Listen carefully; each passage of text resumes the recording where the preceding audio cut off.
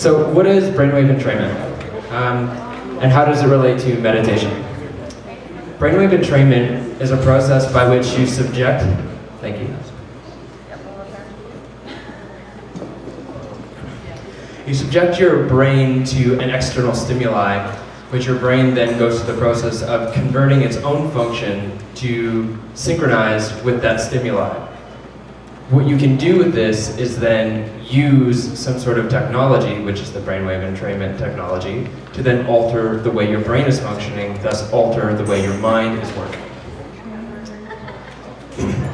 They do this with audio and with visual. So the audio is something called binaural beats. Some of you may have heard of before, as well as monaural beats and isochronic beats. Binaural beats is the one that I'll go into. This is where it kind of came from. And binaural beats use a system wherein the ears are subjected to two different tones, one in each ear. So say 4 hertz and 12 hertz in either ear. And then what the brain does, or the mind does, is sort of compute it to hear the tone in between. So you've got 8 and 12, so it's hearing 4. So you've got and you've got but what you're hearing in your brain is whoa, whoa, whoa, whoa, whoa, whoa, whoa, whoa, whoa, whoa, right? And so it's that oscillation that your brain then starts to synchronize to.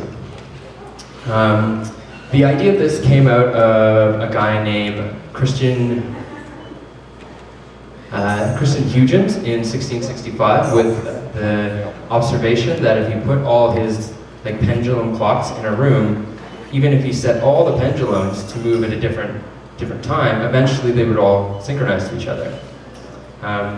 This sort of discovery was capitalized on by a guy named Robert Monroe in the 70s, I believe, when he started realizing that he could use sound, oscillating sound waves, to stimulate certain states of mind. The one that he's famous for is the state of mind, which is like out-of-body experience, which he founded the Monroe Institute to do more research into, that he had found a way to use sound to give people the experience of an out-of-body travel, whatever that might mean. So, what are the different brainwave states? I'm not sure how much you guys know about how your brain operates. I'm not a neurologist or a brain scientist, but I'll give you a quick download as far as I understand it. And the way the brain operates can be measured as per its electric operation, and the electric operation, or the EEGs, can then be sort of patterned or observed or measured to be in a certain oscillation, a certain wave or a certain frequency. And for describing the different frequencies that the brain is using at any given time, they have different names which accord to the level of oscillations that is functioning at that time. So these names are alpha, beta, theta, delta, and gamma.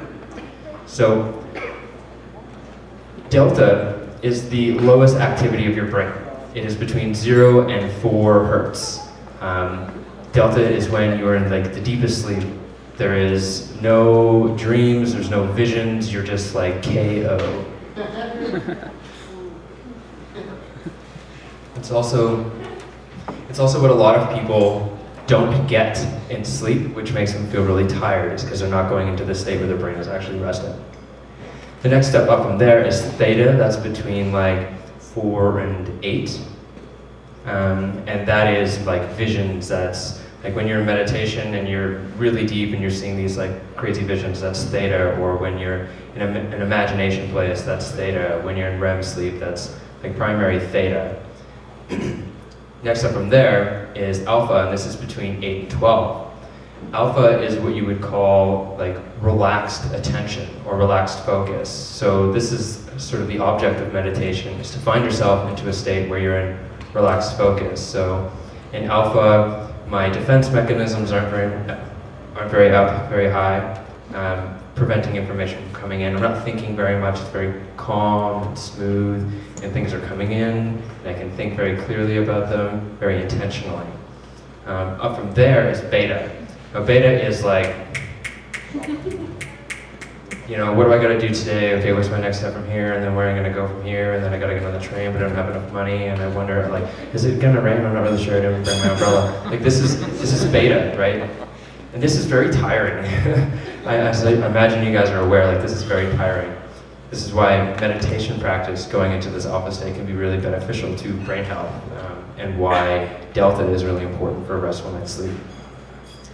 Up from there is gamma. Now, I'm not super savvy on like the real potentials behind gamma as a brainwave sort of state, but from what I understand, it's kind of like the tone that holds all the other tones together. It's related to the perception of just perception in general. It's related to peak experiences and really high levels of cognition. And it's like the highest frequency pattern between 30 and 70 hertz, which is far higher than beta.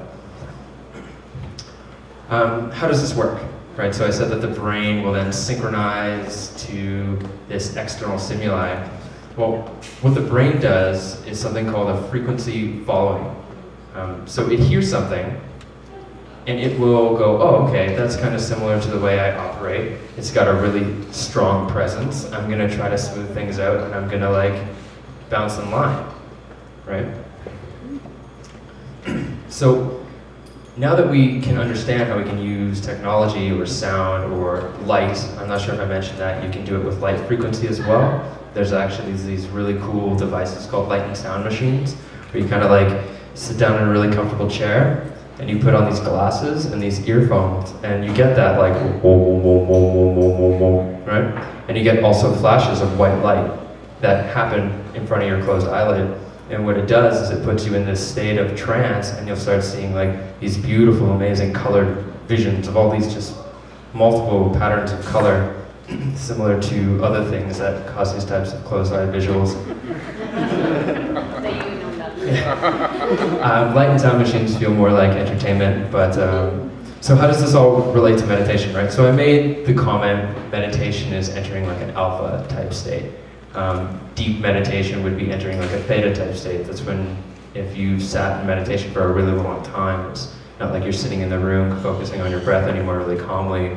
You're somewhere completely else, and you're learning really deep lessons about who you are from within through a vision created out of very subjective symbolism that arises out of your subconscious. This is training your brain to go to a state consciously that normally it would just do as it's falling asleep, and then you get delta, and then you wake up and you forget everything. Meditation is a powerful tool to help calm the mind from this constant thinking, to help you to think more clearly, and to also help you to have a little bit more power of yourself within your environment, so that you can no longer be immediately reactive to whatever's happening around you, but instead make more conscious choices, because you have the practice of sitting in stillness and making the conscious choice to sit down. So how does brainwave entrainment as a technology relate to meditation? Well, one of the other things that meditation is found to do is what's called the balancing of the hemispheric activity in the brain. So we've got a left hemisphere and a right hemisphere. You know, the left is very like analysis and numbers and words, and then we've got the right, pattern recognition and creative ideas, music, and we're usually primary one more than the other. You know, some of us are much more creative but can't really set a goal, make a plan, and make it happen. Where some of us can like really set a goal, make a plan, make it happen, explain how it's going to work to you, but they can't really figure out where to go from there beyond that plan, because you can't really think up new ideas because you're too analytical as opposed to creative. Dr.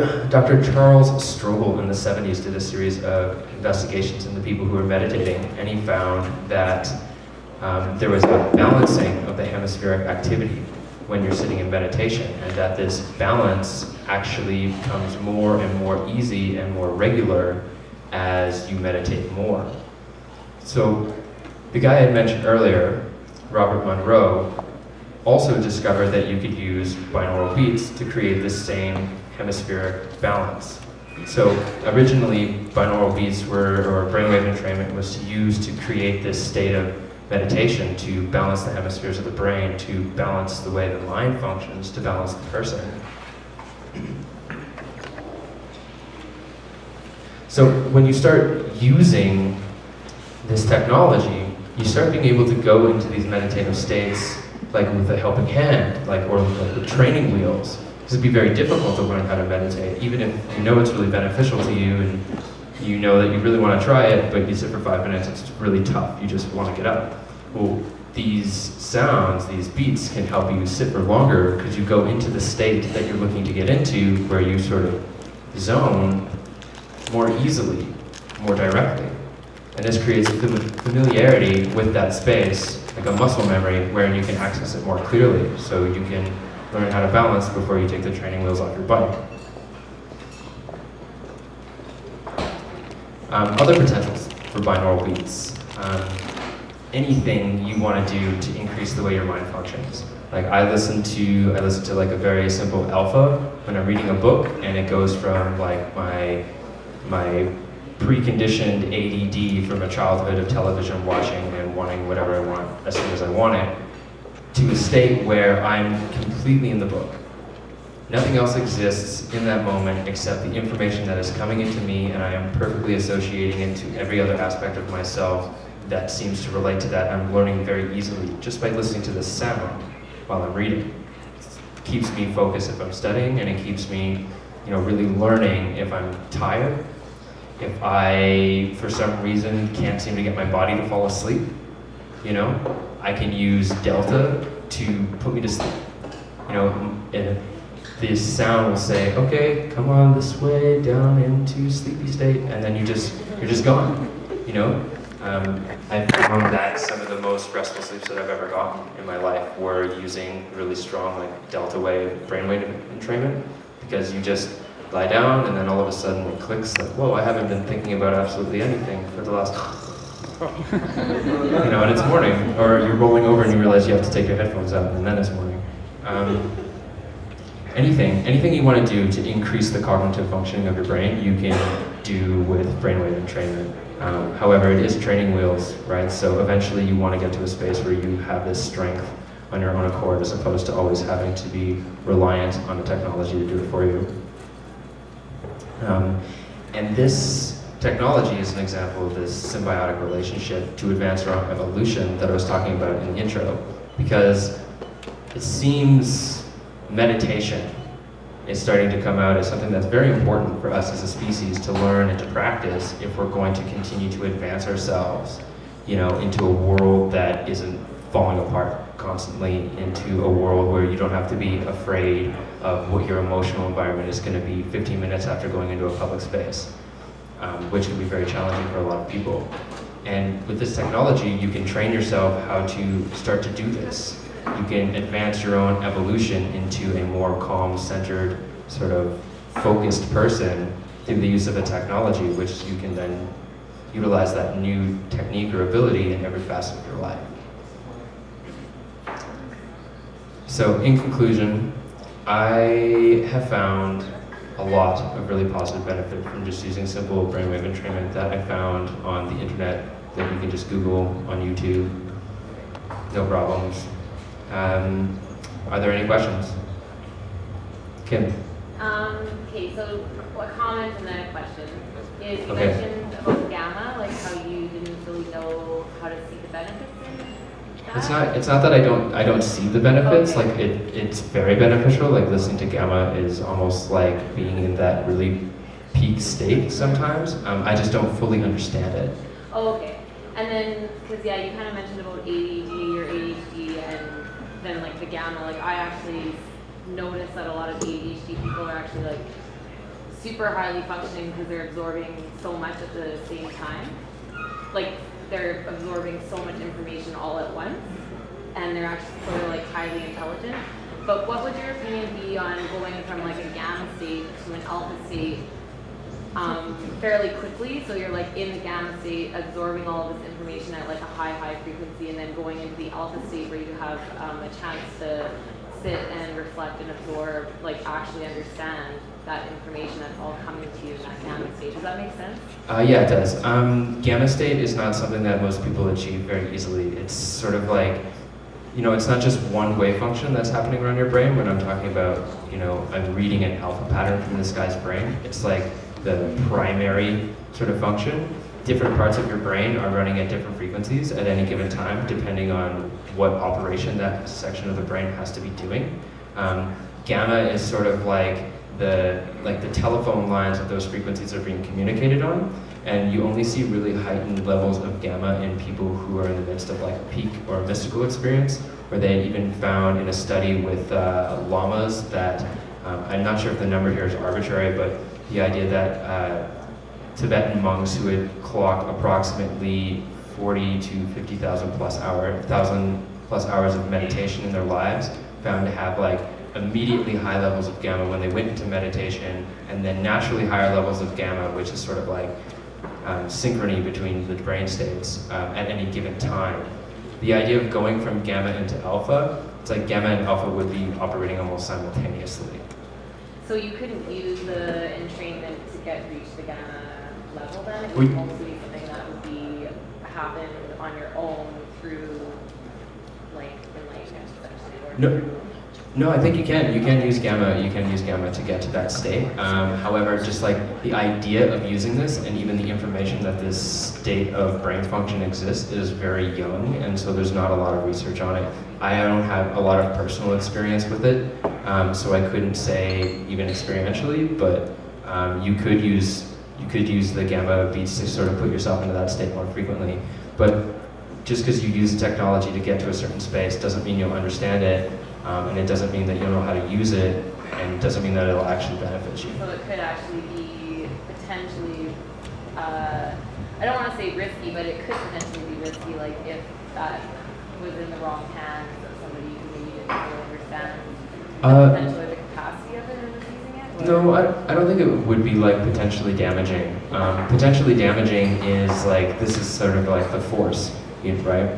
It can be used in a good way or a bad way. Like any technology. So what I would be worried about are things like going into an alpha state without your conscious choice. So when you watch television, the television commercials or TV shows, and even just the way the television flickers on like an old tube style, actually has a tendency to put you into an alpha state. So people making commercials could pattern the way the commercial flows, the sound that's being used in the commercial, and like the colors that are being used in the commercial and the way it unfolds, to put you into a state of mind wherein you just accept information. This is why when you watch television for a long time, eventually you can't stop just flicking through the channels, and you want to go to bed, but you can't. It's because you're in this alpha state.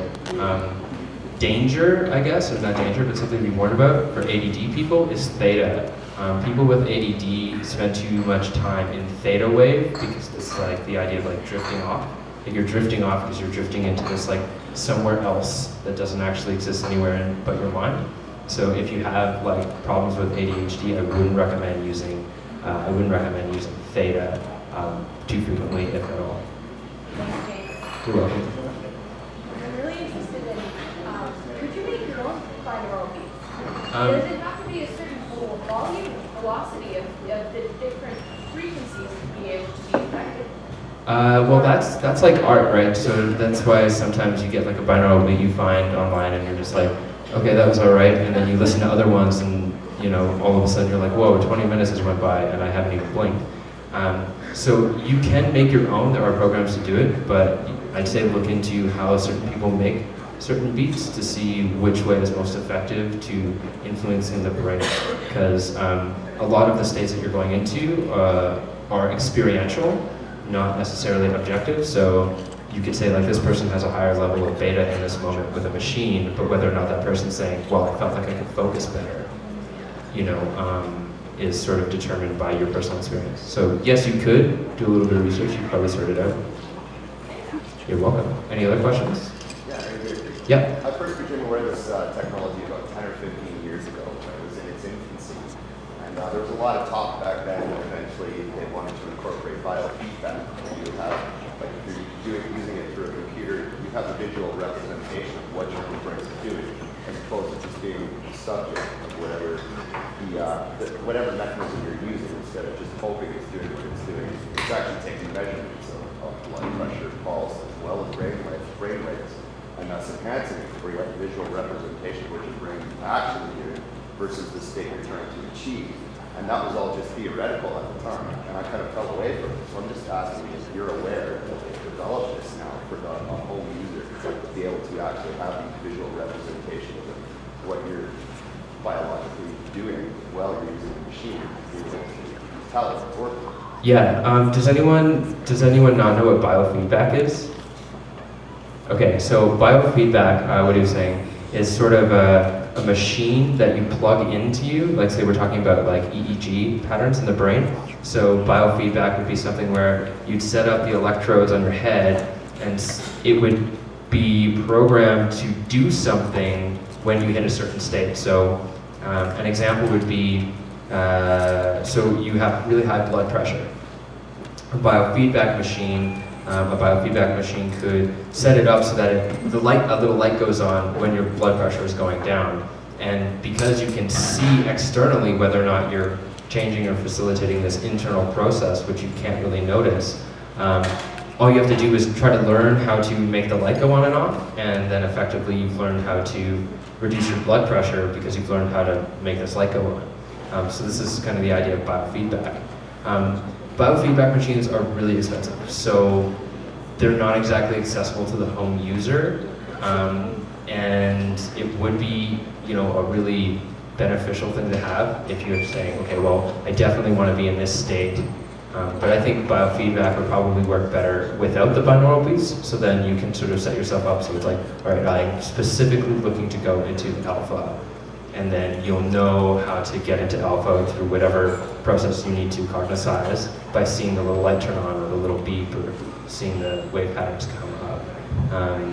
For binaural beats, in regards to knowing that you're going to the right space, I would say more trial and error and using just like experiential evidence, will show you whether or not you're in that space or not based on objective observations of what that space is like by other people and your personal experience.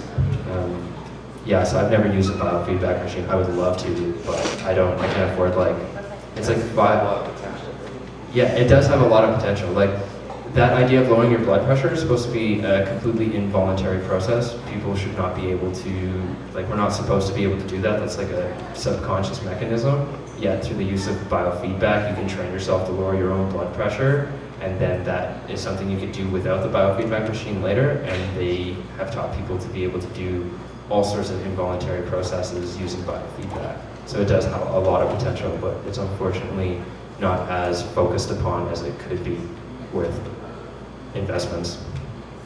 Any other questions? Neil? Hey, James. You had mentioned that there's access to these binaural beats online. What mode would that come through? Is it music? Is it specific tones? And are there any specific sites that you'd recommend? Yeah. Okay. So it is through like MP3s or flawless audio, like FLAC, which is it's like a really high level of crispness in the music quality.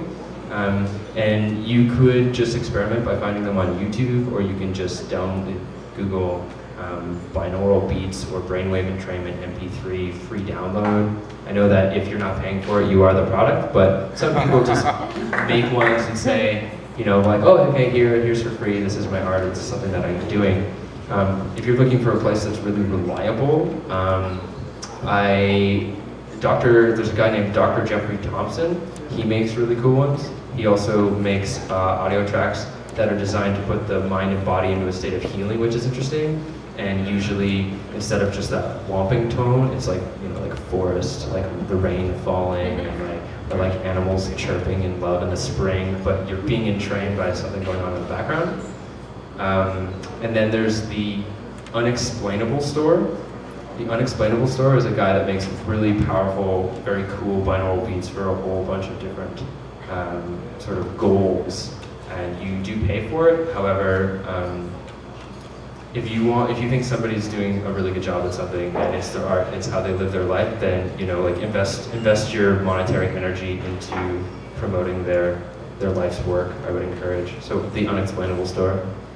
Any, Phil, you had your hand up? Well, I was just going to say, I've experimented around a lot with these and looked through a lot of different sources, and the unexplainable store the best by far that I found the most effective. So they do tend to be between like $9 and $24, but your search is kind of over for that particular isochronic tone. There are hundreds and hundreds of each, like alpha stage, whatever, but there's a lot that don't work or aren't very effective because they don't know what to do. The unexplainable store, you will pay a bit, but you will be very happy with them. They are very effective. Yeah, I agree. However, before you start spending, would you say like $8 to $24? Get like an 8-minute clip on YouTube and just see like if there's a difference there. There is a learning curve, so your brain becomes more susceptible to entering a state wherein it allows itself to be sort of entrained as you do it more. I also want to touch on, you said isochronic beats. Okay, so binaural beats are the two separate tones that create the third perceived tone in your brain or in your mind only. Isochronic beats are specifically created like sound waves that are actually like, where say you've got the wave here, it's like whoa, whoa, whoa, whoa, whoa. That's the best way I can explain it.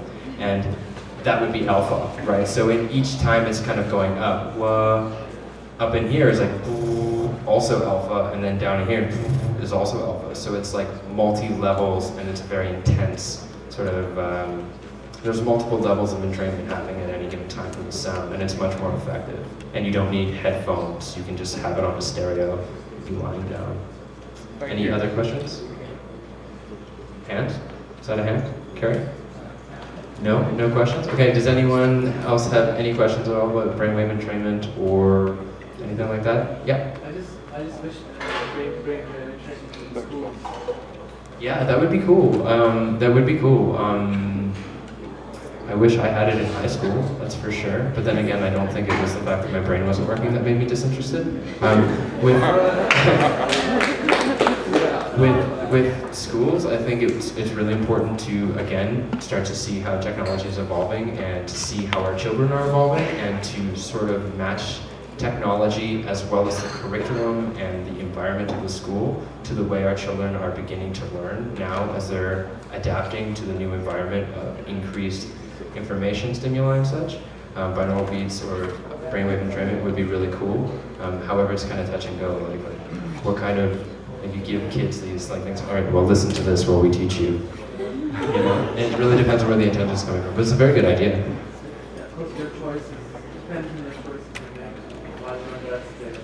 Yeah, because it does make you subjectable or subjected to, depending on how you use it, like just more integration, and you have to be careful at any point what it is that you're letting go in, because that which you bring into who you are is that which comes out, like G-I-G-O. I'm sure a lot of you are savvy on that. Garbage in, garbage out. So you have to be careful about what you're putting into your being, because that's who you are.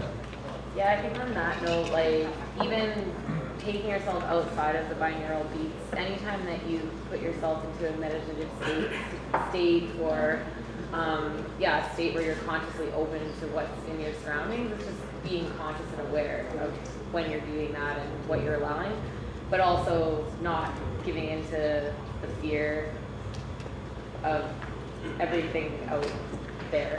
Yeah, actually that makes me think of a quote that I'm about to bastardize in my paraphrasing that I read this morning.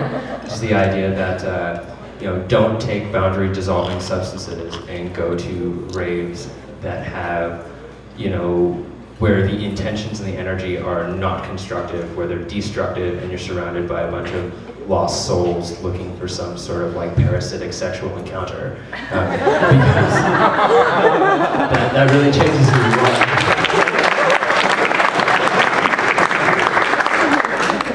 Does anyone else have any other questions? Yes. James, do you mind if we save that for after? I can answer your question face to face if you want. Thank you everybody for this opportunity.